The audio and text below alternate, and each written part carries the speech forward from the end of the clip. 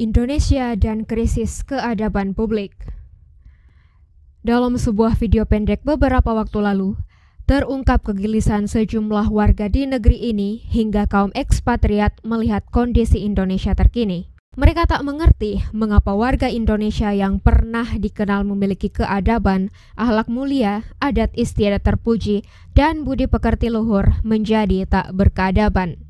Ini juga beririsan dengan rilis data dari survei Microsoft bertajuk Digital Civility Index atau DCI pada tahun 2021 mengungkapkan bahwa tingkat keadaban digital masyarakat Indonesia sangat buruk, bahkan terburuk di Asia Tenggara. Data itu menunjukkan bahwa 47% media digital justru dimanfaatkan untuk menyebarkan hoaks dan penipuan.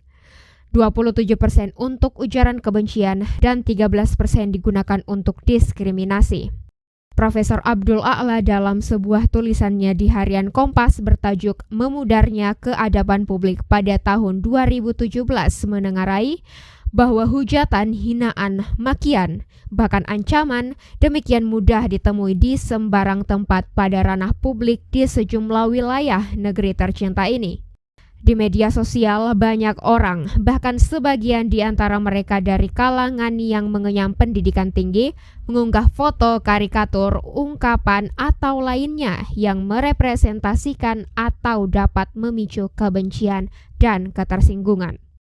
Hal ini juga dipertegas Profesor Azumardi Azra dalam tulisan bertajuk Kemerosotan Keadaban Publik dan Agama dalam Republika tahun 2022, bahwa keadaban publik sudah mencapai tingkat krisis. Kemerosotan keadaban publik bisa disaksikan dalam berbagai segi kehidupan warga Indonesia yang membuat miris. Ada banyak contoh yang memperlihatkan warga telah jauh meninggalkan ujar-ujar yang baik, sopan santun, dan keramah tamahan. Dari hal-hal yang besar sampai kepada hal-hal kecil yang mungkin dianggap remeh oleh publik di negeri ini. Kenyataan miris ini memperlihatkan kepada kita bahwa negeri ini sedang berada di titik nadir dalam soal-soal keadaban atau civility. Apalagi menjelang pemilu 2024 mendatang, kita menyaksikan secara gamblang di berbagai media dan realitas hidup sehari-hari masyarakat Indonesia. Fitnah dan ujaran kebencian sangat membanjiri ruang publik kita. Kita sebenarnya sesak menyaksikan keadaan ini. Karena itu, krisis keadaban publik di era digital menuntut respons holistik yang melibatkan berbagai pemangku kepentingan, termasuk pemerintah, lembaga pendidikan, perusahaan teknologi, dan masyarakat secara keseluruhan. Keadaban dan ketidakadaban kita. Keadaban dan ketidakadaban merupakan dua konsep sentral yang memengaruhi dinamika masyarakat. Dalam perjalanan sejarah, manusia senantiasa berusaha untuk mencapai keadaban. Namun seiring kali dihadapkan pada tantangan ketidakadaban. Dalam konteks masa kini, kondisi keadaban atau civility kita sedang menghadapi sejumlah tantangan. Di satu sisi kita sedang berupaya terus untuk menumbuhkan kesadaran tentang pentingnya masyarakat beradab.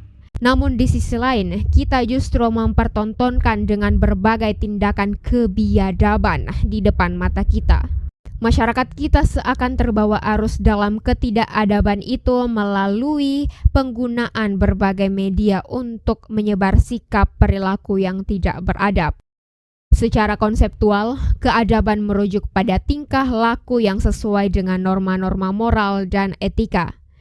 Manusia diharapkan untuk berperilaku dengan sopan santun, menghormati hak-hak orang lain, dan menjaga nilai-nilai moral dalam interaksi sehari-hari.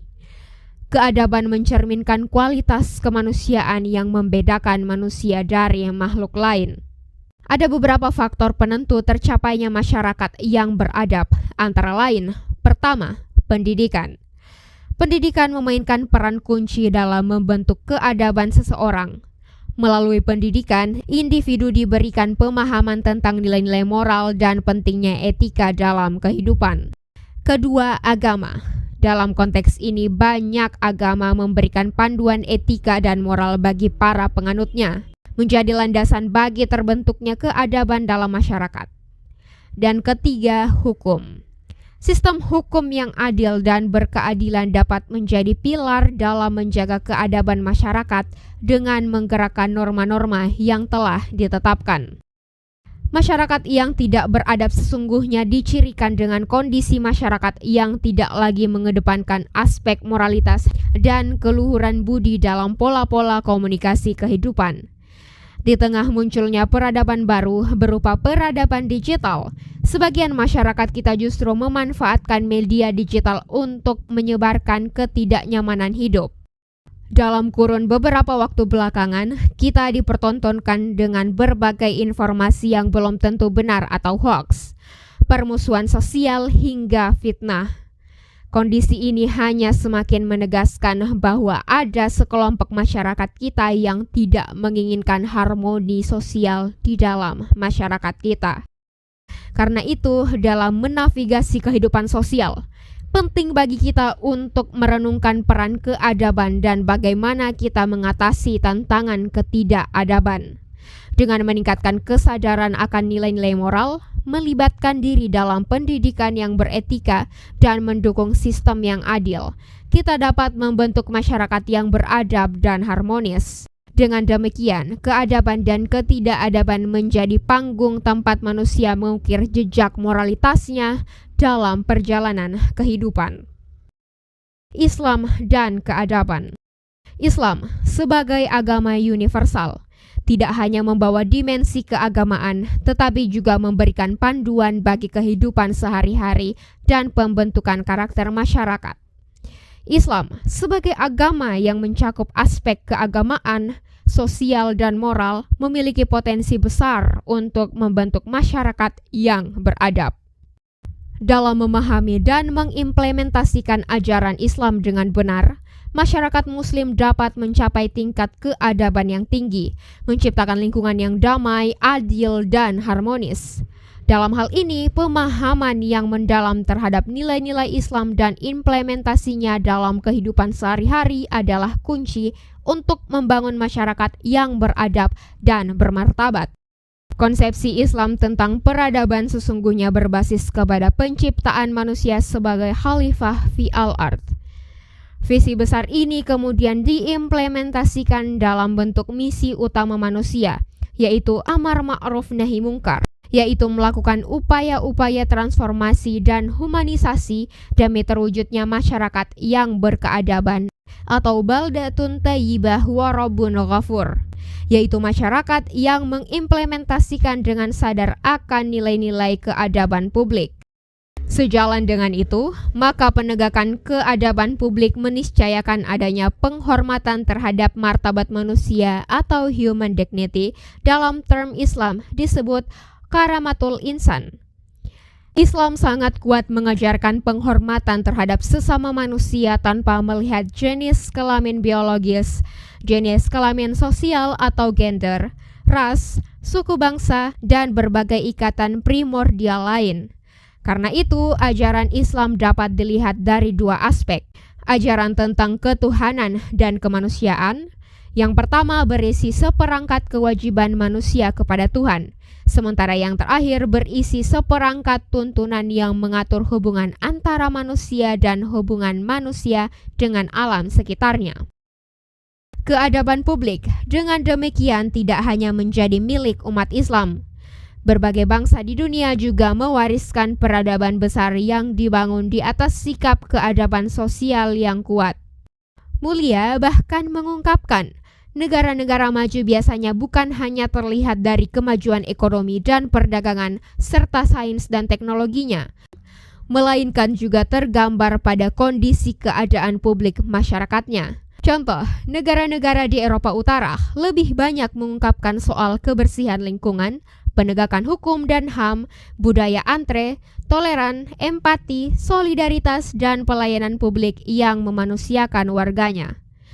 Nilai-nilai yang disebutkan terakhir inilah merupakan pilar dalam membangun keadaan publik atau public civility. Islam sebagai agama yang memiliki perhatian serius di dalam pembentukan keadaban publik tentu menghendaki masyarakat yang mengedepankan nilai-nilai kejujuran, keadilan, dan penghargaan terhadap martabat umat manusia secara keseluruhan. Sejalan dengan ini, maka kita juga berharap bahwa keadaban publik ini mesti ditunjang dengan keadaban digital. Di tengah menghadapi pemilu 2024 mendatang, penggunaan media sosial sangat perlu diarahkan kepada penyebarluasan informasi yang mendidik dan mencerdaskan umat, bukan malah sebaliknya. Walhasil, mencapai keadaban bukanlah tujuan akhir, tetapi proses yang terus-menerus. Kita sebagai individu dan masyarakat harus terus berupaya untuk mengatasi tantangan ketidakadaban demi mencapai lingkungan yang harmonis dan beradab. Dengan memahami esensi keadaban dan mewaspadai ketidakadaban, kita dapat bersama-sama menuju masyarakat yang lebih baik dan damai. Semoga. Wallahu alam bisyawab.